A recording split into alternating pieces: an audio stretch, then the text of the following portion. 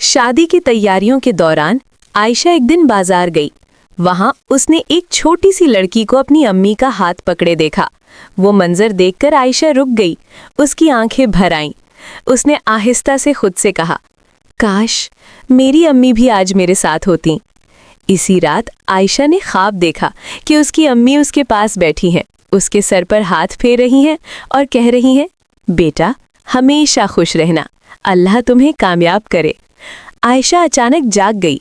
उसकी आंखों से आंसू बह रहे थे, लेकिन उसके दिल को अजीब सा सुकून मिला। अगले दिन अहमद अपनी अम्मी के साथ आयशा के लिए कुछ कपड़े लेकर आया। वो सब कुछ बहुत सादा था, लेकिन उसमें खुलूस था। अहमद की अम्मी ने मुस्कुराकर कहा, बेटा हम तुम्हें बेटी बनाकर ले जा रहे हैं, फिक्र न करना। ये सुनकर आयशा की आंखों में आंसू आ गए। आयशा का भाई अली भी अब उसके करीब आना चाहता था।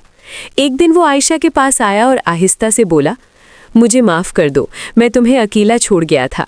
ये सुनकर आयशा कुछ देर खामोश रही, फिर उसने आहिस्ता से कहा, भाई आप मेरे अपने हैं, मैं आपसे नाराज़ नहीं हूँ। दोनों की आंखों में आंसू आ गए। शादी से कुछ दिन पहले घर में छोटी सी मेहंदी की तकरीब हुई। ज्यादा लोग नहीं थे, लेकिन माहौल में खुशी थी। आयशा के हाथों पर मेहंदी लगाई जा रही थी और वो खामोशी से अपने हाथों को देख रही थी। उसे लग रहा था जैसे उसकी जिंदगी वाकई बदलने वाली है। मेहंदी की रात आयशा एक कमरे में अकेली बैठी थी। बाहर हंसी मजाक की आवाज़ें आ रही थीं, लेकिन वो अंदर से थोड़ी उदास थी। वो आहिस्ता से बोली, अम्मी मुझे डर लग रहा है।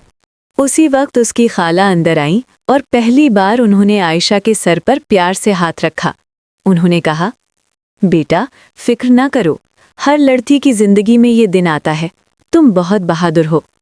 ये सुनकर आयशा को थोड़ा हौसला मिला। शादी का दिन आ गया। आयशा दुल्हन बनी बैठी थी। उसकी आंखों में आंसू थे, लेकिन चेहरे पर हल्की सी मुस्कुराहट भी थी।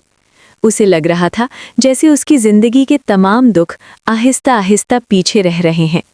जब निकाह हो रहा था तो आयशा के दिल में एक ही दुआ थी, या अल्लाह मेरी नई जिंदगी को आसान बना दे। अहमद ने भी दिल ही दिल में यही दुआ की।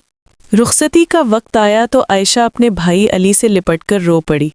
अली भी रो रहा था और बार बार कह रहा था, अपना ख्याल रखना, मुझे माफ़ कर देना। ये लम्हा बहुत जज्बाती था। जब आयशा गाड़ी में बैठी तो उसने आखिरी बार अपने पुराने घर की तरफ देखा। उसकी आंखों में आंसू थे, लेकिन उसके दिल में एक नई उम्मीद भी थी।